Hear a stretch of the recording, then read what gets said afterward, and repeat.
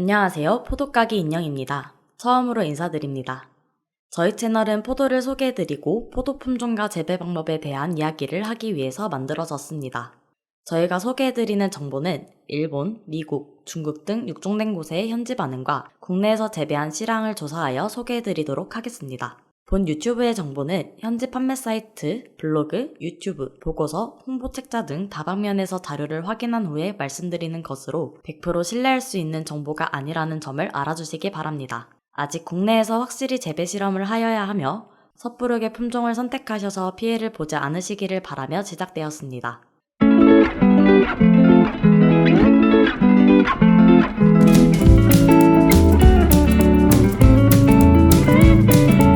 오늘은 국내에서 뜨거운 감자인 일본 시무라 포도 연구소 포도를 소개해드리려고 합니다. 마이아트, 바이올렛킹, 퀸세븐, 후지노 카가야키, 미와이를 차례대로 소개해드리도록 하겠습니다.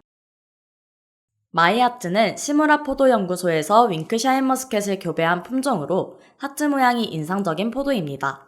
일본 현지에서는 품종 등록되지 않았습니다. 과립중 16에서 17g, 과방중 600에서 700g, 당도는 17도 정도이며 10월 중순을 출하 시기로 보고 있습니다. 일본 현지에서도 착색에 많은 어려움을 겪고 있으며 착화량 조절이 필수적으로 필요하며 한 나무에 약 10송이 정도만을 착화해야 합니다. 덕식형 재배를 통해 햇빛 투과량을 늘리고 소식대목 방식을 통해 약 6년생부터 제대로 된 재배가 가능한 품종으로 인고의 시간이 필요한 품종으로 판단됩니다. 이러한 까다로운 재배를 하고 있는 일본에서도 착색이 불량한 포도가 판매되고 있으며 잘못된 지베렐린 농도로 인하여 과립을 하트 모양으로 만들지 못하고 화수가 불량할 수도 있는 상황이 빈번하게 발생해 현지에서의 인기도 시들해지고 있는 상황입니다. 사실상 현재 국내에서 마이아트는 착색의 문제로 재배가 불가능한 것이 기정사실입니다. 성공한 사례가 있긴 하지만 까다로운 지베렐린 처리와 하우스 재배를 필수로 하여야 했고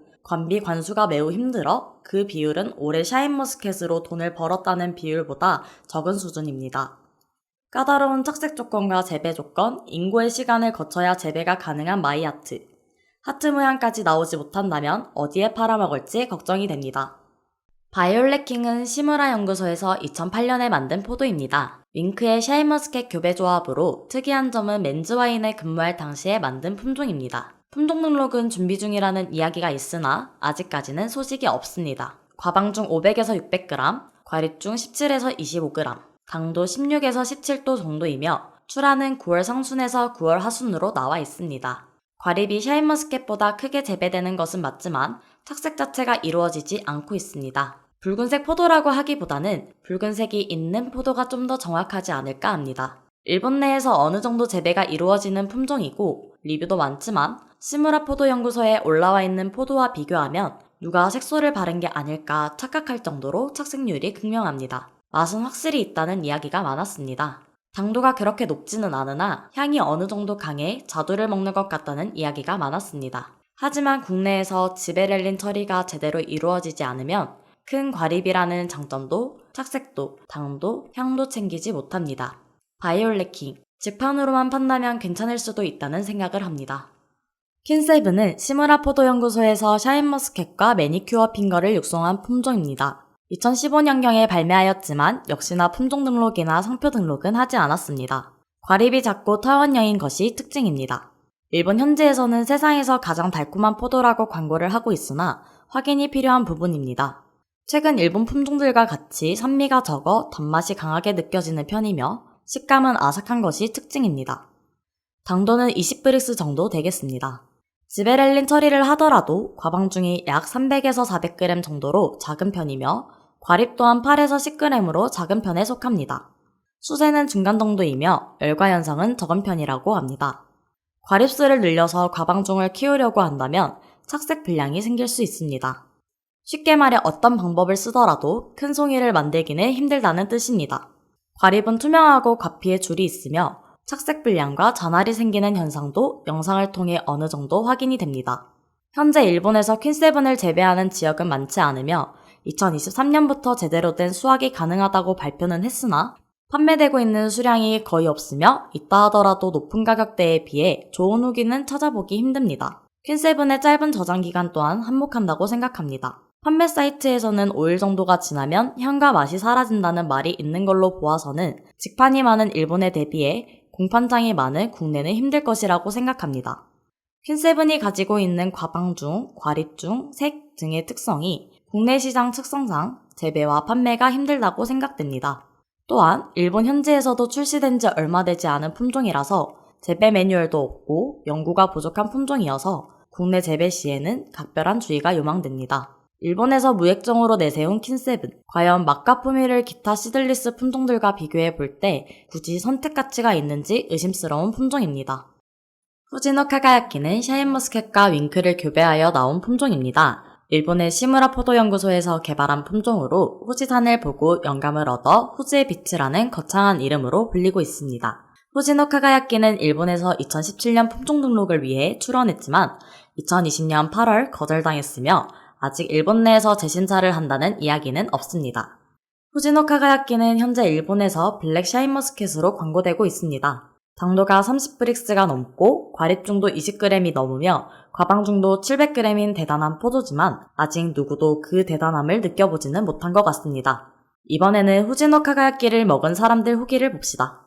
우리가 전문적으로 RGB 값을 대입해보니 빨간색이라고 합니다. 포토샵도 빨간색이라고 하니 이건 그냥 빨간색인데 이 사람은 거기다가 레드 샤인머스켓이라고 부르죠? これね、赤いシャインマスカットって言われてるんですよ。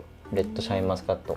원래는 블랙 샤인머스켓이라고 하며 샤인머스켓이랑 친절하게 비교를 해주는데 과립이 많아지니까 20g이 넘는다는 포도가 12g이 겨우 넘어 보입니다. 실제 후지노 카가야키의 또 다른 시식 후기를 보겠습니다. 한 송이는 까만 포도라고 할 수 있겠지만 다른 송이는 빨간 포도라고 해도 무방해 보입니다. 이젠 후지노 카가야키가 까만 포도가 맞는지 의심스럽습니다. 다들 잘 아시겠지만 포도를 무액화시키면 씨앗이 있어야 할 자리에 흔적이 남습니다. 그게 엄청 커지면 먹을 때 이물감이 심해집니다. 그런데 후지노 카가야키의 씨앗 흔적은 그야말로 포도를 3분화 시켜놨습니다. 포도 중간에 커다란 방이 있습니다. 그리고 재배는 쉬운가 하면 열과와 탄립도 있다는 소문도 있어 국내 재배자들 뿐만 아니라 소비자들에게도 과연 얼마나 어필이 될지 미지수입니다. 후지노 카가야키의 수확 시기는 8월 중순에서 10월 중순입니다. 야마나시현에서 8월 중순, 나가노현에서 10월 중순, 품종 소개에는 9월 중순. 일본이 긴 섬이라서 지역마다 편차가 심할 수도 있습니다. 어떻게 보면 나무에 오래 달려있을 수 있는 품종으로 저장기간이 길고 인장 강도가 강하다고 말할 수도 있겠습니다. 하지만 사진을 보시면 알 수 있듯이 아직 착색이 되지 않은 품종들이 판매되고 있다는 사실에서 벌써 일본 내에서도 국내의 샤인머스켓의 미숙과 출하와 같은 문제가 일어나고 있다는 생각이 듭니다. 일본에서 생일날에만 먹을 수 있다는 희귀한 포도, 후지노 카가야키. 과연 우리나라에서는 희귀성으로 얼마나 소비자들에게 다가갈 수 있을지 지켜봐야겠습니다. 미와이메, 흔히 미와이라 불리며 시무라 포도연구소에서 개발한 품종으로 윙크와 샤인머스켓을 교배하여 탄생한 품종입니다. 시무라 포도연구소에서도 후지노 카가야키와 특성이 비슷하다는 이야기가 나올 정도로 닮은 포도입니다. 다른 점을 굳이 꼽자면 후지노 카가야키와 달리 품종 등록조차 시도하지 않은 품종이라는 점입니다. 일본에서 레드 샤인머스켓이라고도 불리는 품종으로 과립증 17g, 당도 18브릭스, 과방중 600에서 700g이라고 합니다. 내력으로 보았을 때 레드 샤인머스켓으로 불러도 무방하다는 생각이 들 수 있습니다. 하지만 실질적인 후기를 보게 되면 과피가 두껍고 이물감이 있으며 속에 비어있는 공동화 현상과 앓터짐, 즉 열과도 있는 것을 알 수 있습니다. 미와이의 두 사진을 비교해 보겠습니다. 왼쪽 사진은 착색이 덜 된 사진으로 상품으로 판매하기는 어려워 보입니다. 옆 사진을 보겠습니다. 이 사진은 오히려 붉은색이 들어오다 못해 검게 보이는 정도입니다. 후지노 카가야키가 이 정도 색이 들어온다면 어느 정도 가능성이 있다고 생각될 정도입니다. 미와이의 자료를 찾기 위해 일본 사이트를 검색해본 결과 무슨 이유에서인지 현재 일본에서 미와이를 판매하는 농가를 찾아보기 힘들었습니다. 일본 현지에서 품종 자체에 문제가 생긴 건 아닐지 걱정이 됩니다. 과거에 육종조합을 샤인머스켓 윙크로 표기한 적이 있고 많은 사이트에서 그 흔적을 찾아볼 수 있습니다. 아직 많은 문제점이 해결되지 않은 품종으로 판단됩니다. 육종조합 자체도 뒤바뀌고 아직 일본 현지에서 품종 등록 시도조차 없는 포도, 왜인지 생산 판매가 중지되고 있는 포도, 레드 샤인머스켓이라는 이름값만으로 얼마나 큰 인기를 끌 수 있을지 의심스럽습니다. 오늘은 시무라 포도연구소의 품종들을 알아보았습니다. 다음에는 주얼 머스켓, 마스카 서틴, 대황옥, 루비로망, 아즈마시즈쿠, 오로라 블랙, BK 시들리스를 소개해드리도록 하겠습니다. 시청해주셔서 감사합니다.